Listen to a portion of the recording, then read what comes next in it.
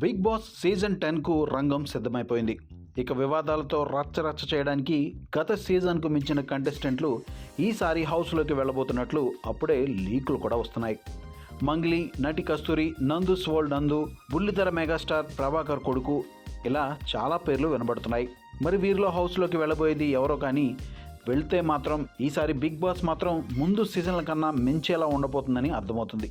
మరోపక్క సామాన్యులకు కూడా ఆడిషన్స్కు ఎంట్రీలో తీసుకోబోతున్నారు. ఇక సామాన్యులతో కలిసి సెలబ్రిటీలు ఆట ఎలా ఆడబోతున్నారో తెలియడానికి ఇంకా కొద్ది నెలల మాత్రమే సమయం ఉంది. ఇక ఆ విషయం అలా పక్కన పెడితే ఇప్పుడు బిగ్ బాస్ గురించి మరొక కొత్త వార్త వినబడుతుంది. అదే హోస్ట్ నాగార్జున రెమ్యూనరేషన్ గురించి. గత సీజన్ కోసం ఏకంగా 35 కోట్లు ఫీజుగా తీసుకున్న నాగ్ ఈసారి ఈ సీజన్ 10 కోసం ఫీజును మరింత భారీగా తీసుకోబోతున్నారట.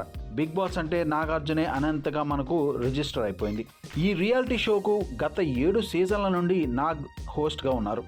తొలి 2 సీజన్లకు ఎన్టీఆర్, న్యాచురల్ స్టార్ నాని హోస్ట్లుగా చేసిన విషయం తెలిసిందే. ఇక నాగ్ బిగ్ బాస్కు వచ్చాకనే ఈ షోకు రేటింగ్లు పెరిగాయి. తన స్టైల్తో, తనదైన వ్యాఖ్యానంతో షోను రక్తిగట్టించి జనాల్ని అలరించడంలో నాగార్జున సక్సెస్ అయ్యారు.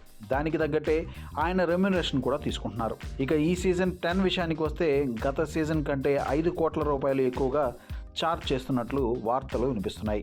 అంటే ఈ సీజన్ 10కు నాగార్జున రెమ్యునరేషన్ దాదాపు 40 కోట్లు అని తెలుస్తోంది. నిజానికి నాగార్జున హీరోగా తీసుకునే దానికంటే ఇది చాలా ఎక్కువ. బిగ్ బాస్ 7కు నాగార్జున తీసుకున్నది కేవలం 20 కోట్లేనట. అయితే సీజన్ 9కి వచ్చేసరికి పారితోషికాన్ని పెంచి 35 కోట్ల వరకు తీసుకున్నట్లు అప్పట్లో వార్తలు వచ్చాయి.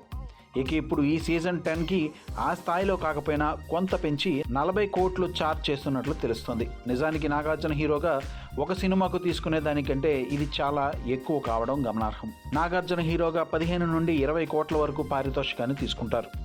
ఇక ఆయన విలన్గా చేసిన కూలీ సినిమాకు 30 కోట్ల వరకు తీసుకున్నట్లు సమాచారం. తొలిసారిగా విలన్గా కనిపించడానికి ఆ పెద్ద అమౌంట్ను అప్పట్లో అందుకున్నారు.